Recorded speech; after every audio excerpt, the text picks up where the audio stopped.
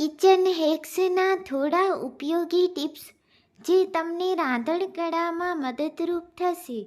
લીંબુમાંથી વધારે રસ કાઢવો. લીંબુ હળવું ગરમ કરી અથવા 5 મિનિટ સુધી પાણીમાં મૂકવાથી તેનો રસ વધુ નીકળે છે. ઉકાળેલી દાળ ઝડપથી ઠંડી કરવી. પાણીથી ભરેલા પાત્રમાં કૂકરને મૂકી દો જેથી દાળ ઝડપથી ઠંડી થાય.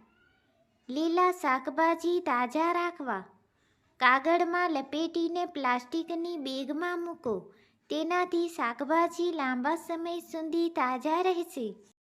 ટામેટા પેસ્ટની આયુષ્ય વધારવી. ટમેટા પેસ્ટને બરફના ટ્રેમાં મૂકી જમાવો અને પછી તેને સ્ટોર કરો. જરૂર પડે ત્યારે એક ક્યુબ વાપરી શકશો. દૂધ ઉકાળતી વખતે ઊંડી ન જાય. દૂધ ઉકાળતી વખતે તેના વરાળ પર ચમચી મૂકી દો. દૂધ ઉડી નહીં જાય. ચોખા અને ફૂલકારા બનાવવા. ચોખા રાંધતા પહેલાં પાણીમાં થોડું મીઠું ઉમેરો અથવા 1 ટીસ્પૂન લીંબુનો રસ નાખો. ભૂકો પડતી દાળ ચણાનું મિક્સિંગ. ચણાનો લોટ અને દાળ ભેગું કરવાનું હોય તો પહેલાં સૂકું મિક્સ કરી પછી પાણી ઉમેરો. તે ઝડપથી મિક્સ થાય. કઠોળ રાંધવા પહેલાં કઠોળને પલાળ્યા પછી પાણીમાં ચપટી બેકિંગ સોડા ઉમેરીને રાંધશો તો તે ઝડપથી અને સારી રીતે રંધાશે. તલવાળી રોટલી પરફેક્ટ બનાવવી. રોટલી બેલતી વખતે પાતળી થાળી પર હળવો તેલ લગાવી નરમ દબાવો જેથી તલ સારી રીતે ચીપકી જશે. આંબલીનો પલ્પ સ્ટોર કરવો. આંબલીના પલ્પને બરફના ટ્રેમાં મૂકી જમાવો જેથી તે લાંબા સમય સુધી ફ્રીજમાં રહે અને વપરાશ માટે સરળ બને. મસાલા લાંબા સમય સુધી તાજા રાખવા માટે. તમારા મસાલા તાજા અને સુગંધિત રહે તે માટે ડબ્બામાં થોડું સૂકું મીઠું નાખો. ઘીને સફેદ રાખવા. ઘી બનાવતી વખતે તેમાં થોડું ઠંડુ પાણી ઉમેરીને ઉકાળો. ઘી લાંબા સમય સુધી સફેદ અને સુગંધી રહેશે. બટાકા ઝડપથી ઉકાળવા માટે. બટાકા ઉકાળવા માટે બરફમાં થોડું મીઠું ઉમેરો. બટાકા નરમ અને ઝડપથી ઉકાળશે. લસણ છોલવાનો સરળ ઉપાય. લસણને પાણીમાં 10 મિનિટ સુધી પલાળી દો. ત્યારબાદ છાલ સરળતાથી ઉતરી જશે. ચટણીનો સમન્વય રાખવા માટે. ચટણી તાજી રહે તે માટે તેમાં થોડું લીંબુનો રસ અથવા તેલ ઉમેરો. ખાંડનું સ્ફટિકીકરણ રોકવા. ખાંડના ડબ્બામાં થોડા કરચોળ રોટલા મૂકો જેથી તે જામી ન જાય. કઠોળ ઝડપથી પકાવવાનું. કઠોળ, મગ, ચણા, રાજમા રાંધતી વખતે તેમાં થોડું ઉકાળેલું પાણી ઉમેરો. તે ઝડપથી નરમ થશે. ગોળ સાફ રાખવા. ગોળના ટુકડાને ડબ્બામાં ભરીને ફ્રીઝરમાં રાખો. તે હંમેશા મસળાશે નહીં. ડુંગળી કાપતી વખતે આંસુ ટાળવા. ડુંગળી કાપતા પહેલાં તેને ફ્રીજમાં થોડા સમય રાખો અથવા પાણીમાં પલાળો. તીખાશ ઘટાડવા માટે. ભૂલથી ભોજનમાં વધુ મરચાં પડી જાય તો તેમાં દૂધ અથવા દહીં ઉમેરી તીખાશ ઓછી કરી શકાય. આ સરળ ટિપ્સ તમારા રસોડાના કામને વધુ વ્યવસ્થિત બનાવશે. ટમેટાં વધુ લાંબા સમય સુધી તાજા રાખવા માટે ટમેટાને પેઢા તરફ નીચે રાખીને સ્ટોર કરો. આ રીતે તેઓ લાંબા સમય સુધી તાજા રહે છે. પ્લાસ્ટિકની થેલીમાં મૂકી સ્ટોર કરવાથી ભેજ થતી અટકાવવી જોઈએ.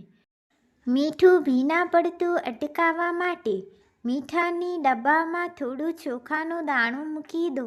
ચોખા ભેજ શોષી લે છે અને મીઠું સૂકું રહે છે. માવા અથવા દૂધને બળી જવાથી બચાવવા માટે દૂધ અથવા માવાને ગરમ કરતી વખતે વાસણની તળિયે થોડું પાણી છાંટી દો. આ રીતે બળી જવાની શક્યતા ઘટે છે. ફટાફટ ચણાનો લોટ ચોખ્ખો કરવો. ચણાના લોટમાંથી જીવડા દૂર કરવા માટે તેને સળગતી મીણબત્તીના ધુમાડામાં એકવાર વાસણમાં ગરમ કરો. પછી મીઠું નાખીને ચૂલો બંધ કરો. તીખાશ ઓછું કરવા માટે ભૂલથી ભાતમાં કે શાકમાં વધુ મરચું પડી જાય તો તેમાં એક ટુકડો ખાંડ કે થોડું દહીં ઉમેરો. આ તીખાશ ઘટાડે છે. લીંબુમાંથી વધુ રસ કેવી રીતે કાઢવો? લીંબુમાંથી વધુ રસ મેળવવા માટે તે નવું છે તો તેને થોડું ગરમ કરો અથવા જમવાનું બનાવતા પહેલાં તેને થોડું ઘસીને નરમ કરો. પછી દબાવીને રસ કાઢો. ભાત ગૂંથાવા ન દેવા હોય તો ભાત રાંધતી વખતે પાણીમાં થોડું તેલ અથવા ઘી ઉમેરો. આથી ભાતના દાણા છૂટા રહે છે અને ગૂંથાતા નથી. પાણીમાં ભજીયા ફૂલવા માટે દાળના ખીચામાં થોડું ગરમ તેલ મિક્સ કરો. તેનાથી ભજીયા વધુ ફૂલો થાય છે અને મોરકા બનશે. ભોજનમાં મીઠું વધારે થઈ જાય તો શું કરવું? જો શાકમાં મીઠું વધારે થઈ જાય તો શાકમાં બાફેલા બટેકા મૂકો અથવા દૂધ અથવા દહીં ઉમેરો. આ મીઠાશને બેલેન્સ કરશે. પ્યાજ અને લસણની દુર્ગંધ દૂર કરવા. પ્યાજ અથવા લસણ કાપ્યા પછી હાથમાંથી દુર્ગંધ દૂર કરવા માટે સ્ટીલના વાસણ સાથે હાથ ઘસો અથવા લીંબુનો રસ ઉપયોગ કરો. કાચા કેરીના અચારને લાંબા સમય સુધી તાજું રાખવા. કાચા કેરીના ટુકડા પર મીઠું અને હળદર લગાવી થોડા સમય માટે રાખો. પછી તેલમાં ડુબાડો. આ આચાર લાંબા સમય સુધી સારું રહેશે. દૂધ ઉકાળતી વખતે દૂધ ઉછીનશે નહીં. દૂધ ઉકાળતી વખતે પાતળું લોખંડનું ચમચું દૂધના વાસણમાં રાખો અથવા વાસણના કિનારે થોડી ચરબી લગાવો. ચપાટીઓ નરમ રાખવા. ચપાટીઓ બાંધીને તૈયાર કર્યા પછી તે કપડામાં ઢાંકીને રાખો અથવા પરાઠા પર થોડું ઘી લગાવો. ટમેટાં ઝડપથી છાલવા. ટમેટાને ગરમ પાણીમાં થોડા સમય માટે ડુબાવો. પછી તેને ઠંડુ થવા દો. છાલ સરળતાથી ઉતરી જશે. લીમડાના પાંદડાથી ચોખા કે દાળમાં કીડા નહીં પડે.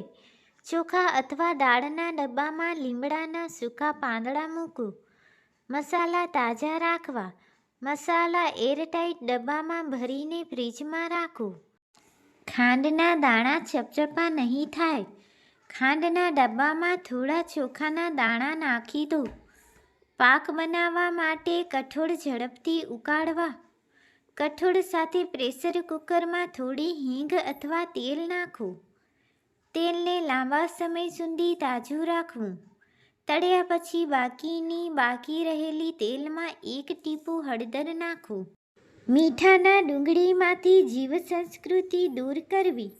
ડુંગળી કાપ્યા પછી હાથમાંથી ગંધ દૂર કરવા માટે હાથને સ્ટીલના ચમચા અથવા સ્ટીલના તપકામાં ઘસો. સ્ટીલ ગંધ શોષી લે છે અને હાથમાંથી વાસ દૂર થાય છે. ભાતને ટૂંકા સમયમાં ઠંડા કરવા. જો તમારે ભાત ઝડપથી ઠંડા કરવા હોય તો તેને વાસણમાં ફેરવી અને પંખા નીચે રાખો અથવા એલ્યુમિનિયમ થાળીમાં ફેરવો. થાળીના અંદરની ગરમી જલ્દીથી વિખેરીને ભાત ઠંડા કરી દે છે.